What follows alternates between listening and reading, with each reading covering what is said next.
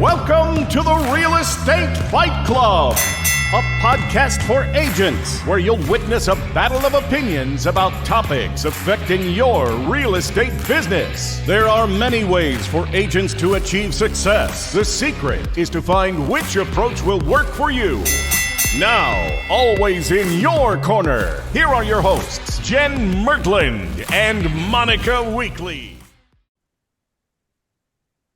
All right, welcome to Real Estate Fight Club. And today we are going to talk about how to craft your unique selling proposition. What makes you stand out?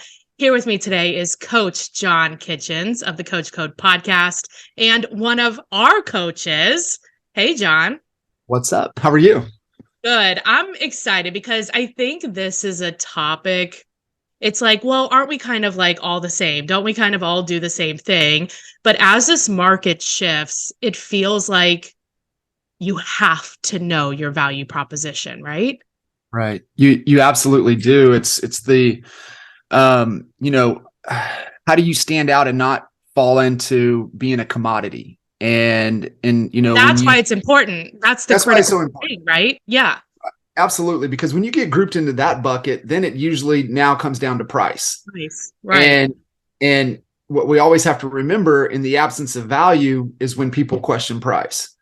Ooh. And so we have to be able to articulate our value in a way that connects with our ideal client so that they see that we are capable and more qualified to help them achieve whatever desired outcome they're looking to achieve. And so, Jen, a couple things that we have to kind of consider and think about when we're kind of crafting what this value proposition is it's easy to just kind of model and look at, well, they're doing that. That could be my value proposition too. However, where we're really the most valuable, and I heard this on Ed Milet's podcast. He had Rory Vaden on with Brand Builders. And Rory kind of stunned Ed with what he said. And he said, we are most qualified to serve the person we once were. And so that makes sense. When you stop and think about that for a second, and you think about your journey, your life, the things that you have had to overcome, right. And it's easier for you to tap into that because that's more authentic, more genuine, and more to our natural gift and our ability, because we all have it. Everybody has a unique superpower, and it's being able to just do the work to figure out what that is. And then how can you use that superpower to help people solve whatever it is they're trying to solve? So right. Here we are talking about in the world of residential real estate sales. Mm-hmm. And, we've got buyers, we've got sellers, investors, builders. You could even say, hey, I'm trying to recruit some people to my team. I need some new team members. So you got a value proposition there. And everybody's is a little bit different. We would have team members. I know you love working with homeowners that tried to sell, that failed to sell, because you have a value proposition to help them actually get their home sold. Right. And so, but I also know agents that love to work with first-time home buyers. Oh God, stop. I know, right? I think that, you think that, but there are people out there, because this goes back to who they once were. Right. They had a horrible experience in their first-time home buying experience. Maybe that drove them into real estate because they're like, I know I can do a better job, and I don't want anybody to have to go through what I went through.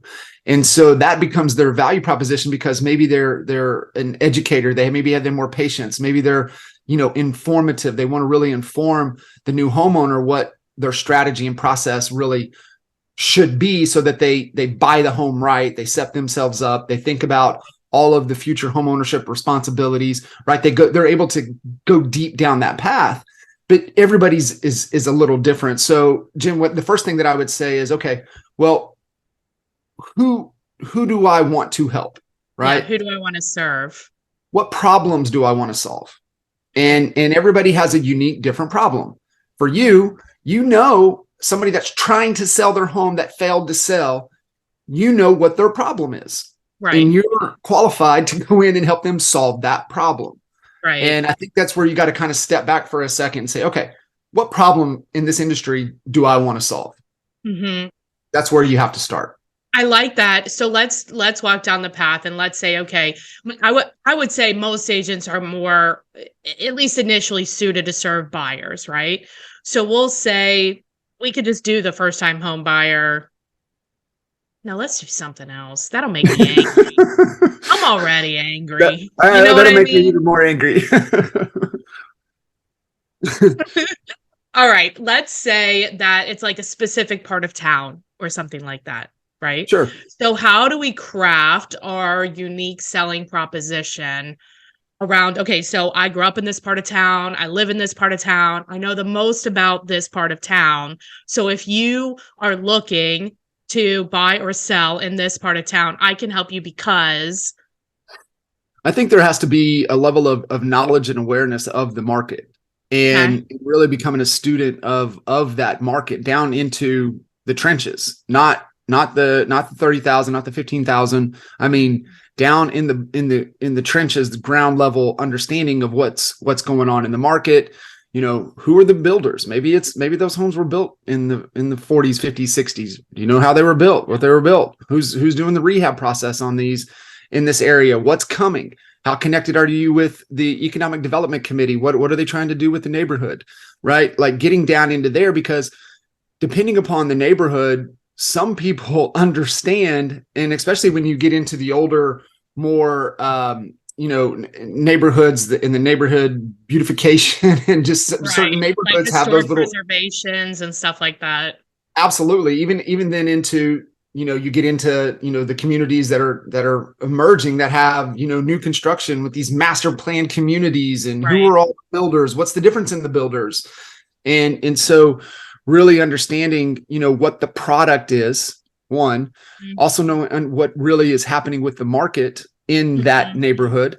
Because as you know, I mean, 10 minutes away, I mean, the market could be completely different than what it is. By street, in some neighborhoods, but I like this. And it really also lends itself to the conversation we've also been having about niching down and how that actually expands your clientele versus like takes it away, right? So once you know who you want to serve as you're developing your value proposition, you know what their questions are so you can solve their problem. You also now have your marketing platform. You know what to talk about.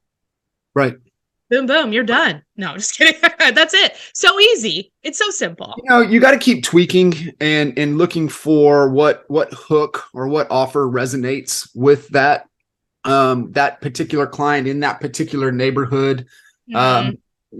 We've historically, for us, one of our pillars of our business had always been the guaranteed sale, right? Your home sold in 59 days guaranteed, or we'll buy it. That was us.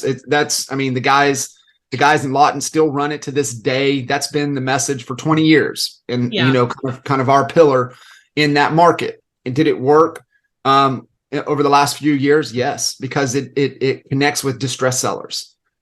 People that are in a distressed situation or about to be in a distressed situation.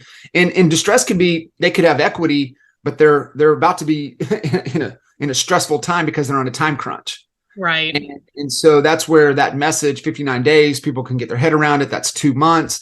And then there's a definite cutoff, right? Yeah, or I'll buy it. Right. So that's in there. Obviously it's everybody's program that runs it's a little bit different. You have your own parameters. I mean, we had our a couple guidelines that it had to check the box, to be able to apply. But that was our message to the market, because we were also investors, but we also had a pool of investors that would be willing to back that program. I mean, Kyle in Norman, strongest cash offer. That's his message that he's running. And it's the difference of a cash offer off market, cash offer on market. Right. And he goes through that education process. And do you want us to sell it? And this is probably what you're going to get percentage wise to value, versus bringing it to market. This is probably what you're going to get. You're going to expose it to more buyers. However, I'm an investor. We have investors. We can make you this offer based upon your goals. That might not be what's best for you, or based upon your goals, this might be what is best for you. Well, and so you have that message. Like, you don't necessarily have to come up with something that is you can take from other people, right? And make it your own too. Right. If you're having trouble, what are other things that you can do if you're having trouble figuring out, like, what do you, like for me, I always knew like my unique value proposition was the marketing aspect. Like we did more than everybody else. Everybody else just put the sign in the yard, put it on the MLS, pray to God it sold, right? But we prospected for buyers for the property. Like we made outbound calls, we did door knocking, we did all these, we called the agents, we did these things. That's like nobody else is going to do that.